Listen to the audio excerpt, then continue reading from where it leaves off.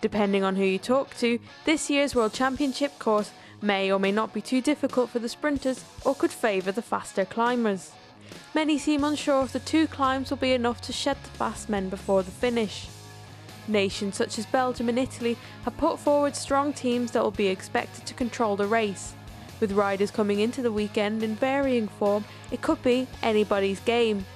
Here are Cycling News' top 10 riders to watch for the men's road race. Rui Costa was the surprise winner of last year's road race, after a late attack saw him beat Joaquim Rodriguez. Costa has been in good form of late, taking second at the GP Montreal. As defending champion, he'll be a marked man, but this year's course is another that could suit him well, and may see him become the first rider to take consecutive titles since Paolo Bettini in 2006 and 2007. However, he'll need to drop the likes of Valverde and Gerrans if he wants to spend another year in the rainbow jersey. Alejandro Valverde has finished on the podium at the World Championships on 5 separate occasions, but he's never stood on the top spot.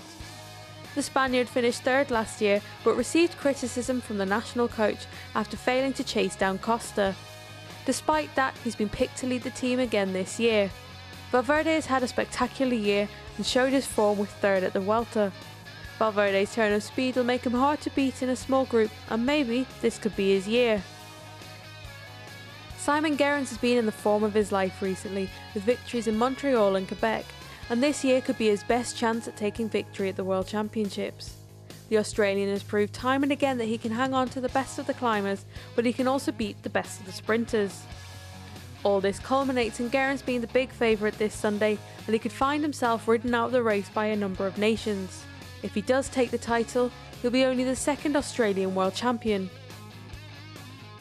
A lot of focus has been put on his teammates Nacer Bouhanni and Sylvain Chavanel, but Tony Galopin could be France's best shot at a medal this year. The 26-year-old has taken a big step up this season, with a stage win and a day in yellow at the Tour de France a highlight for him this year. He hasn't got a sprint that can match the likes of Gerrans, but he is tactically astute and could steal a medal or victory in a move similar to Costa's last year. With time ticking down in his career, Fabian Cancellara is getting ever more desperate to take a rainbow jersey in the road race. Cancellara has taken 4 World Time Trial Championships, but has never finished on the podium in the road race. He made the bold move of skipping the time trial this year in an attempt to save himself for Sunday's race. The course doesn't favour Cancellara in the same way as some of the other contenders, but if he plays things right, then he can steal victory from the favourites. For Greg van Avermaet, the first battle this Sunday will be for the leadership of the team. Among his 8 teammates are 2 former world champions in Tom Boonen and Philippe Gilbert, but van Avermaet is arguably in the best form of all 3. He comes to the race with 2 victories in the last week, including one at GP Wallonie. Gilbert is also one of the favourites this Sunday, and with Belgium bringing such a strong team, whoever they decide to back has a strong chance at a medal. Peter Sagan's name has been heavily used as a potential winner in Sunday's race.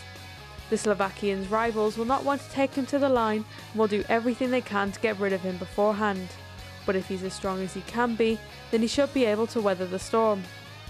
Like Gerrans, he has the ability to make it over the climbs, and he can outkick most in a sprint.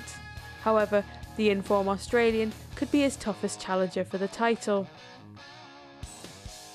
Joaquim Rodriguez is not the named leader of the Spanish team, but he'll still be a strong favourite for a medal, if not victory. After the debacle of Florence, he wouldn't bemoan Rodriguez if he chose to take the race into his own hands. He doesn't have the speed of Valverde in a sprint, but his punchy style could see him steal the march on his rivals with a late attack. All Spain will hope is that they can avoid a repeat of last year and put one rider in the rainbow jersey. His teammate Gerrans is getting much more attention due to his recent form, while Michael Matthews is another potential contender for Australia. After missing out on the Tour, Matthews chose to ride the Vuelta a España in preparation for the Worlds, where he went on to win a stage.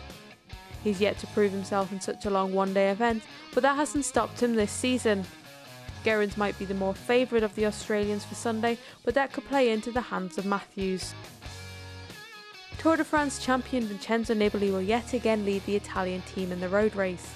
After failing to even make the podium since 2008, the pressure is on the team to come home with a medal. Unusually, Italy will be an underdog this year, with no rider really suiting the course. but coach David Cassani will hope that Nibali can pull something out of the bag. Sonny Colbrelli also provides the team with a wildcard option for the sprints, provided he can hold on in the climbs.